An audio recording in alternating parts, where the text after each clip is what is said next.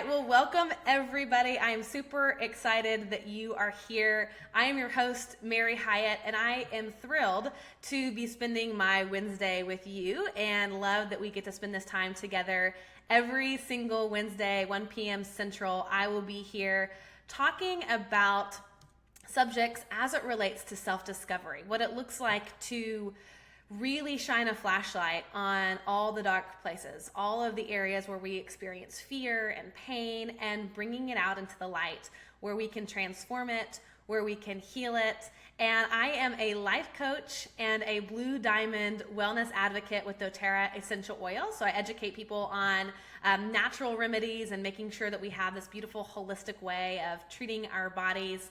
And in my life coaching business, I help women wake up, find their voice, and become fully alive. So let's start the show.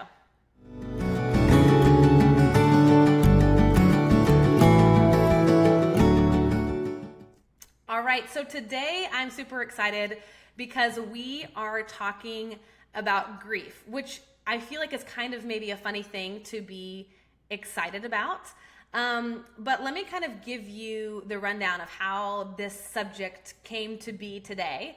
I know Megan, my sweet sister, is watching, and let me kind of give you the backstory on my experience with grief. So I figured out today, I was like, how long ago was this? It was 10 years ago. I was newly married. I had been married for, I think, four months. And my ex-husband's nephew was diagnosed with neuroblastoma cancer. And he was 2 years old. And at the time they were living in Florida. And they had a house close to where we lived in Nashville as well. It was sort of a rental property. And they ended up moving up to Nashville to admit him at Vanderbilt University. And through a series of events, my nephew's dad, my ex-husband's brother, was in the military. He wasn't able to have leave to come home to be there 24/7, and he only got short little periods of time where he could come home. And so what happened is that my ex-husband and I ended up caretaking my nephew a lot at the hospital. And we were there through some pretty horrific, traumatic experiences. And you know, when a kid is 2 years old and they experience this trauma, there's this incredible regression that happens. He stopped talking. He was potty trained and he went back into diapers. He displayed a lot of anger, just a lot of energy. And Chris, my ex-husband, and I, we were in that hospital room a lot. We shaved his head in the bathroom tub in the hospital before his first round of chemo. You know, we were there when they were putting in his feeding tube. We were there when he pulled his feeding tube out and it just went everywhere. And it was just crazy. I can't tell you how many nights I spent in the hospital with him, slept in the bed with him, held him. It was, you know, and I was 20 at the time, newly married and experiencing this for the first time. And it was incredibly challenging. And so as this was happening, obviously you can probably guess where the story ends. He ended up passing away 2 years after he was diagnosed. And so we were with him and we were with his body after he passed, and we were hugging on his body in a hospital room, and it was just incredibly traumatic. And the funeral happened, and it just seemed like all these events happened that we couldn't make sense of. And I want to apologize for crying, but that's the whole point of this conversation, is to allow yourself to be in it. So I'm not going to apologize for that and just honor that emotion that's coming up. And so I couldn't make sense of it. I didn't know how to grieve. I remember just wailing and crying and looking at all these old pictures of us together, and Easters that we spent together, and play dates that we spent together, and so many pictures of us in the hospital together. And the challenging part about his death is that nobody teaches you how to grieve. Nobody walks you through what that really looks like. Especially at 20 years old, it was an experience that I had never dealt with before. I'd never known anybody that was close to me that had died, and certainly never was a caretaker of somebody that little and so innocent that passed. And so there was a lot of anger. There was a lot of just questions. And so for me, what happened is I ended up just numbing out. I didn't know what to do. I remember I was in therapy and she was talking about the stages of grief. And it's like I couldn't even quite process that.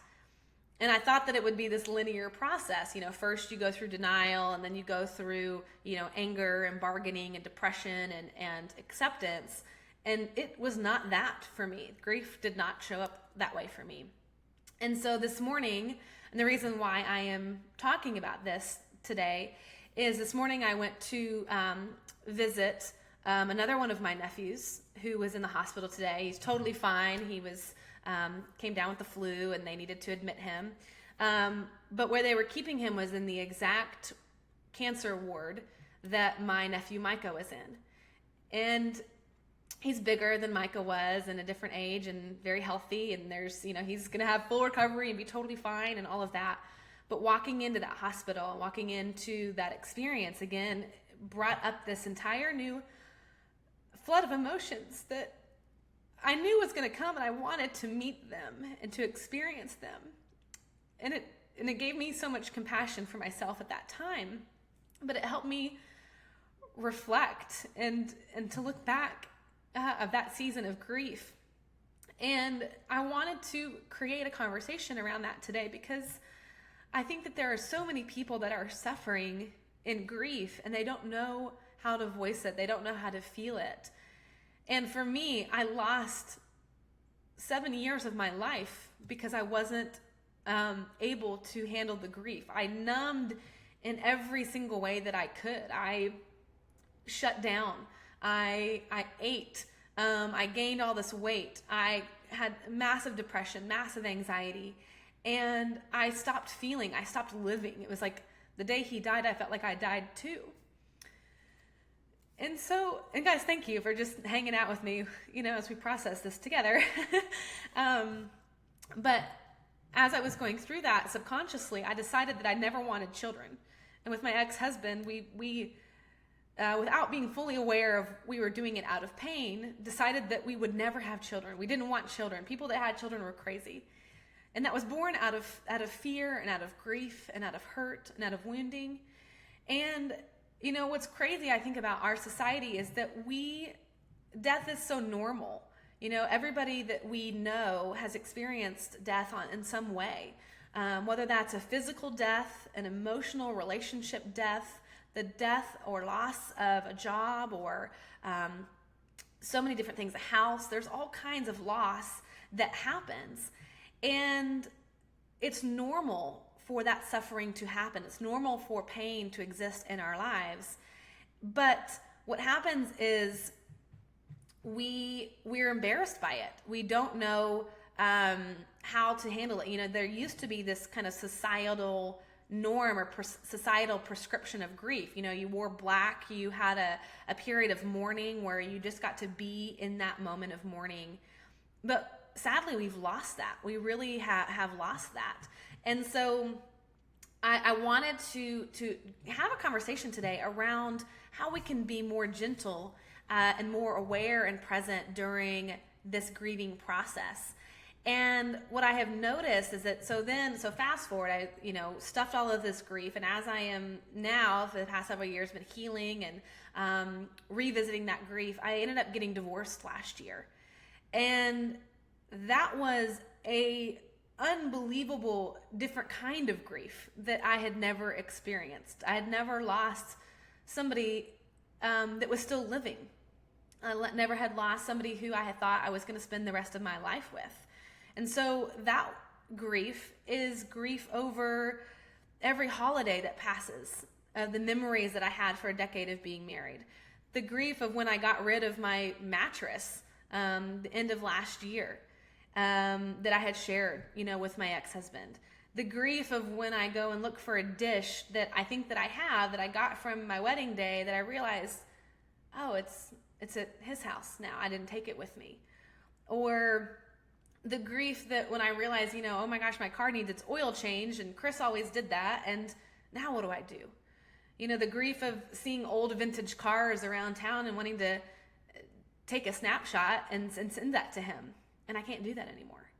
And so there's this grief that happens in our life that is related to death and sometimes not related to death. It could just be loss. But I feel like this grief that I've experienced this go around, I have been way more present for it. I have allowed myself to feel it and to experience it. And the healing has just been unbelievable. Whereas before, like I said, I lost 7 years of my life by pushing that grief down. And now I feel like I have a better understanding of grief. I have a better relationship with grief. And what happens is suffering is normal, and yet in our society, and you guys share with me if this is normal for you, we just end up covering it up because we don't know how to suffer. So we end up getting on antidepressants, anti-anxiety, all of that, because this normal experience of life is loss. We don't know how to deal with. So we cover it up, we mask it. And, in avoiding the sadness, we avoid our lives. We stop living by avoiding the ebbs and flows, the ups and downs of life. We avoid our entire life altogether because that is a part of life. And you guys know I am a huge fan of affirmations and designing the life that you want and creating it to what you want. But there's so much that happens that's outside of our control, that if we don't learn from our sadness and allow it to bear fruit, avoiding it has all these hidden costs. For me, it was not only the death of my life, it was my body developed a dis-ease in my uterus, endometriosis, which was the exact location that I was experiencing the emotional pain of losing my nephew in the womb, because I had a very maternal relationship with him. And so my body suffered because I was unable, or I didn't have the skills to know how to deal with that grief. And so it's really incredible. And guys, I know that you're sharing some of the ways that you're grieving right now, and I just want to, in the most sincere way, offer you love. And Jody, thank you for sharing that. I'm so sorry for you, and I'm so sorry for your loss. And for those of you that are experiencing grief today, whether it's a tiny little loss or a huge, gigantic, life-altering loss, I know, and I'm here with you, and I feel it. And feel free to share, and let's support each other and love each other in this beautiful community. But grief often happens because we don't even, or the lack of dealing with grief is because we don't even know really what we're grieving. And so I want to pause to ask yourself, in the midst of the emotion or in the midst of what's happening, what are you really grieving? A lot of people ultimately are grieving the fear of this disconnection, the loss of companionship, the loss of a dream, the loss of a life that you thought you were going to have, the loss of future experiences with the person that has passed, the so many different losses, so what are you really grieving? Because sometimes it's not even you're grieving the death, you're grieving or grieving with the loss, you're grieving what that could mean in your future. So the first piece of this is really understanding, what is it that feels so difficult and so challenging? What is it that you are actually grieving? Alice, you said the life I thought I would have had by now. Absolutely, that's such a common piece of grief. I was supposed to be, in this position. And I know for me, I was supposed to be married for already a decade and be in this happy marriage and yada, yada, yada, and be here and be there. And it's like, no, that's not my present reality. And so what is it that you are really grieving?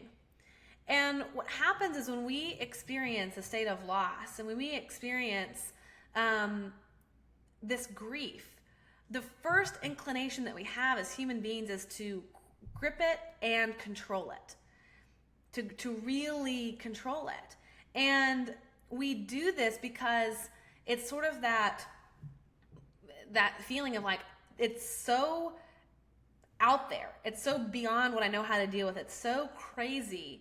It's so from, a left, coming out of the what is it saying? Coming out of whatever. You guys know what I'm saying.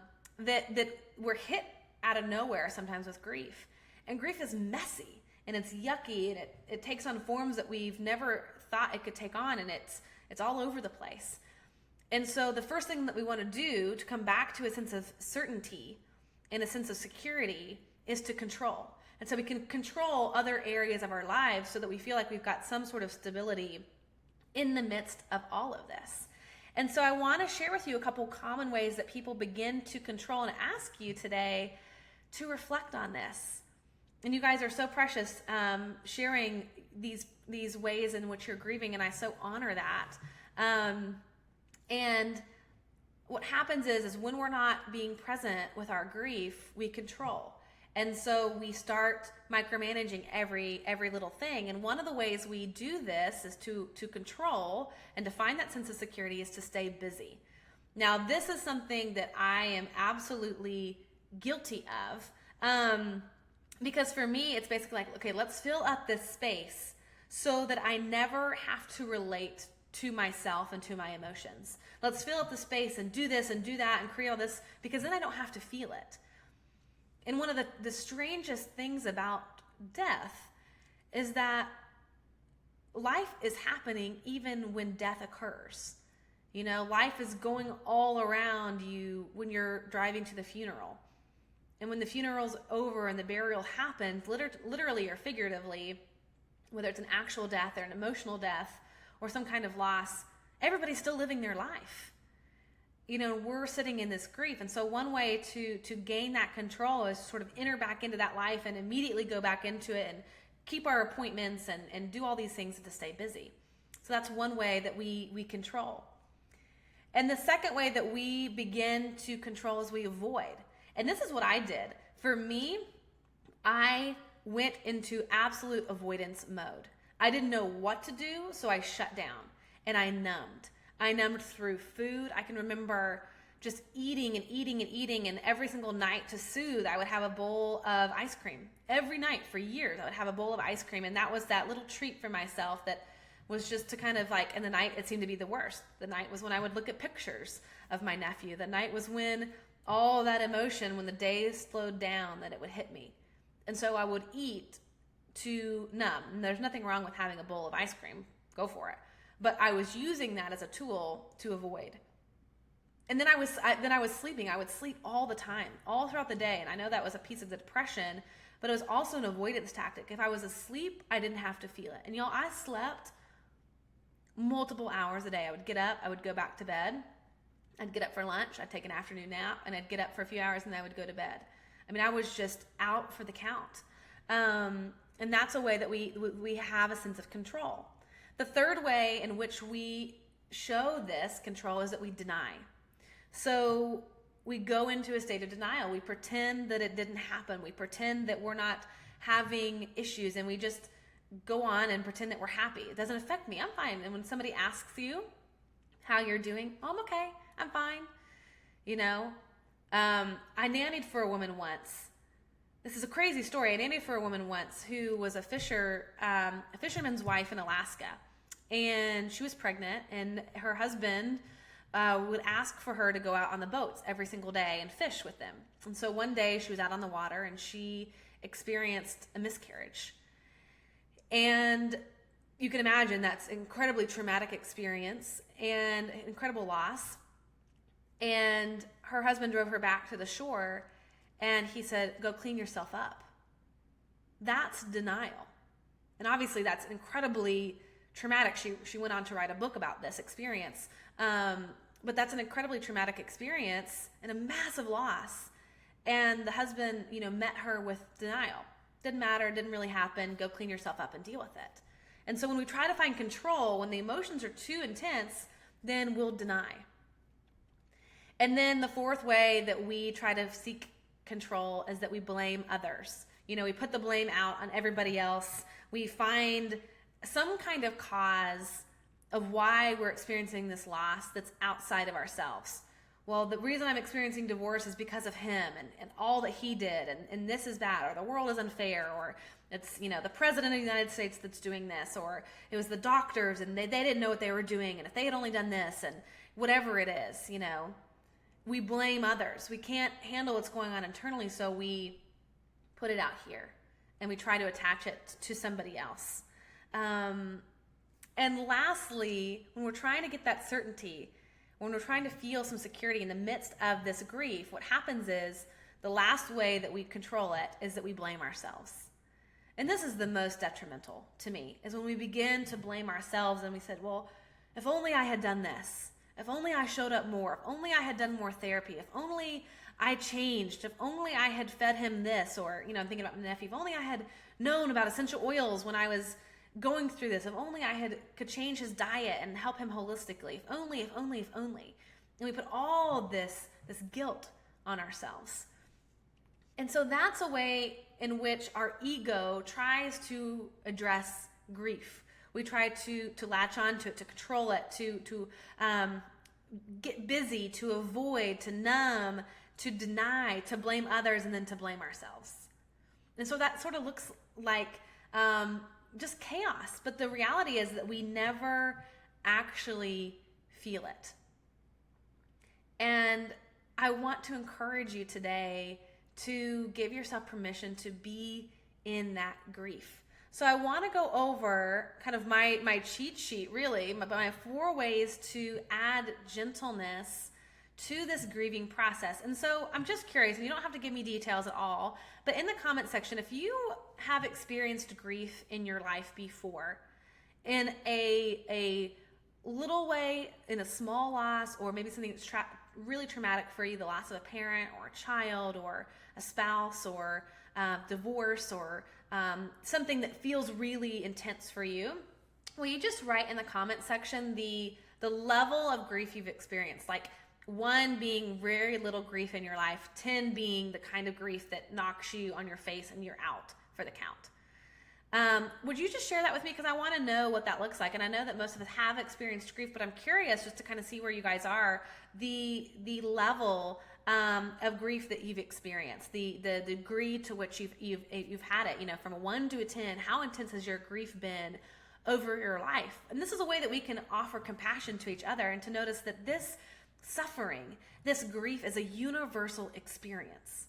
Universal experience. It's not something that only happens to us and we're isolated and alone, which can be such the trap of grief. That we've all experienced it on some levels. And this is really a way, I'm seeing a lot of 10s, a ton of 9s, that we can go, yeah, my sister, my brother, I hear you, I feel you. This is true for all of us. And guys, thank you so much for sharing that with me.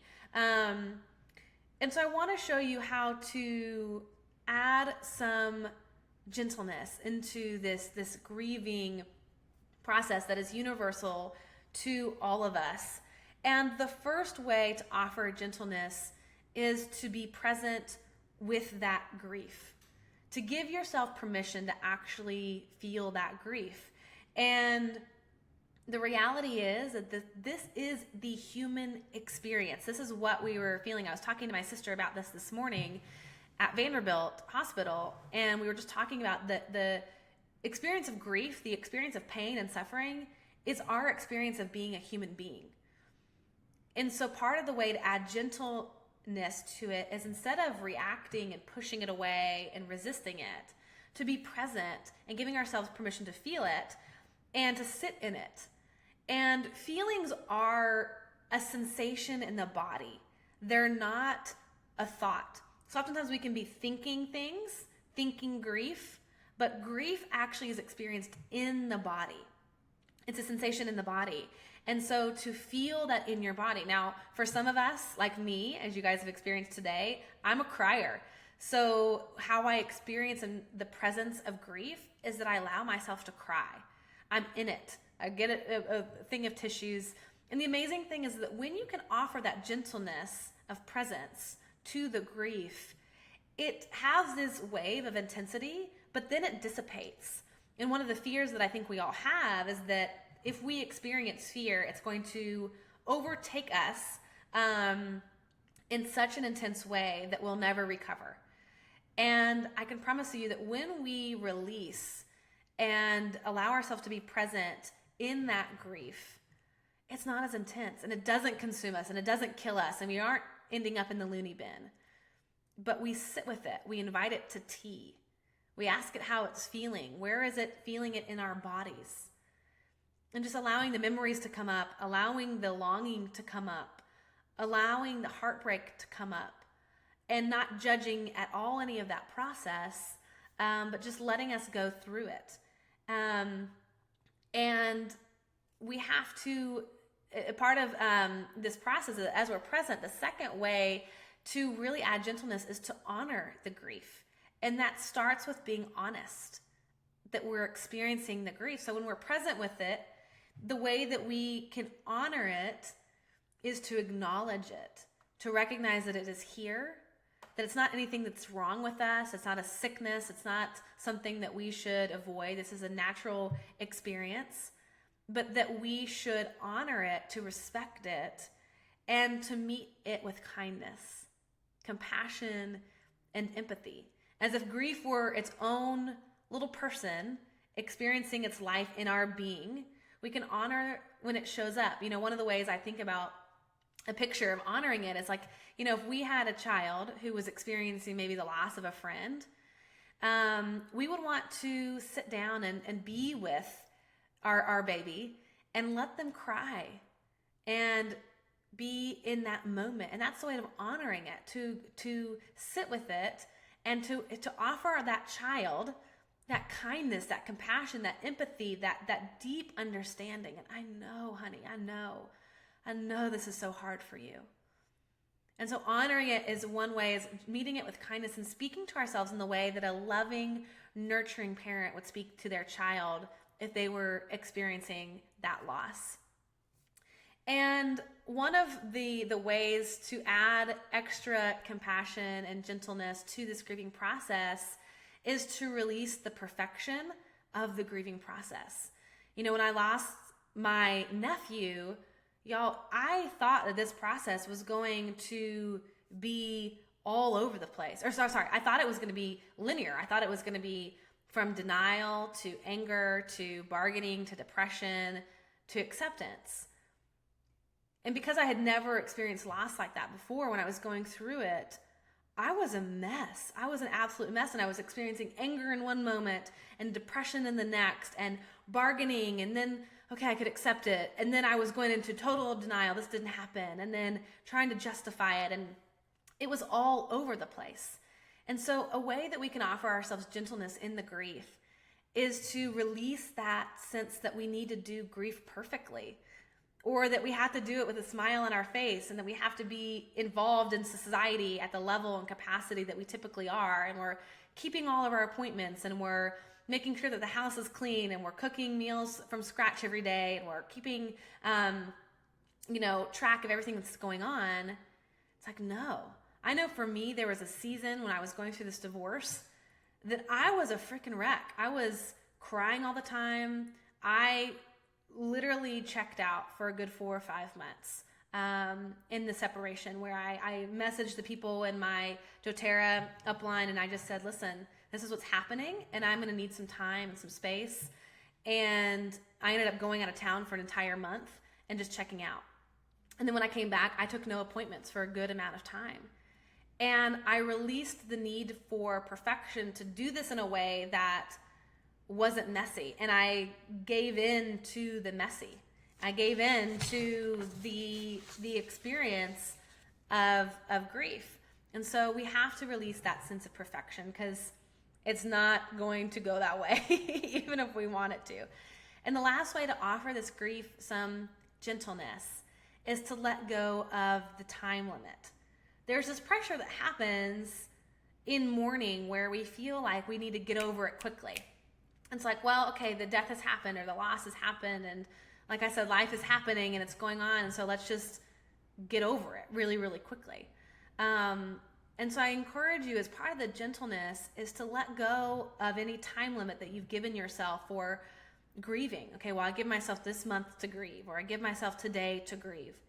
Grieving has an agenda on its own. And it's going to take time.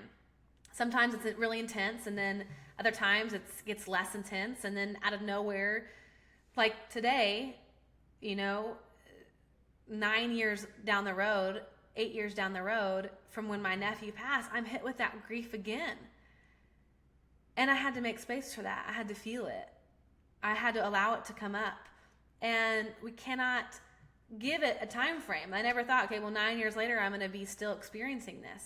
Do I experience it every day? No. But there can't be any time limit to grief. In fact, grief to me is kind of ongoing. When you experience a loss, you're going to grieve when a birthday comes up or an anniversary comes up. There's going to be that sense of grief. And so releasing the need to create a time limit.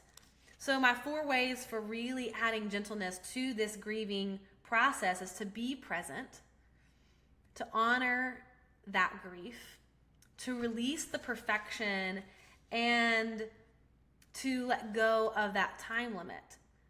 And Tabitha, you said, how do you create the space for someone or for yourself with others who don't understand? People who haven't experienced a loss don't understand grief sometimes. And that's one of the reasons I love that I have experienced really traumatic things in my life, because it has increased my capacity for empathy, and I can relate to people in a new way. And so this is where you get to exercise your voice, and you get to exercise sharing. This is an experience that I am feeling, and I would just request or ask that you give me some space and get specific on what that need is. Do you need them to let you, be off the hook for a commitment or whatever that looks like? Have the conversations, have those crucial conversations with people, and come to an agreement and just share that you're going to take some space and to take some time. And they don't have to understand. Honoring the grief and honoring yourself in the process of grief means you do what's right for you, even if somebody doesn't understand it or they can't relate to it. It's honoring that grief first. But one of the things that I love about grief is it is such a beautiful teacher, and it's a hard teacher. It's the kind of teacher that you don't like to get in school, and nobody wants it, but it's inevitable that we all are going to experience this teacher in our lives, and some experience it more than others. But one of the gifts of grief is that it fortifies that empathy and resilience.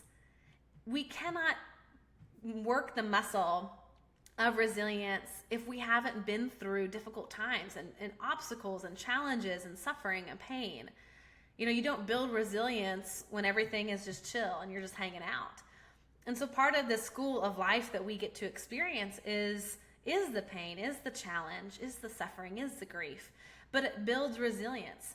I had so many judgments on people who were divorced before I went through divorce. And going through that experience that was so painful has given me a level of empathy that I never had before, and has helped me release so many judgments. And the resilience that I have created, I know that I can get through a lot of shit, that I am an incredibly resilient person, is really powerful. And one of the just words of encouragement today, if you're experiencing this, and it sounds like a lot of you guys are, is that you have 100% success rate for getting through life. 100%. You're still here. You're still breathing. You're still living. You're still experiencing life on some level. So you have 100% success rate, and you have that because you've had to work those muscles. And the intensity of grief, it doesn't last forever.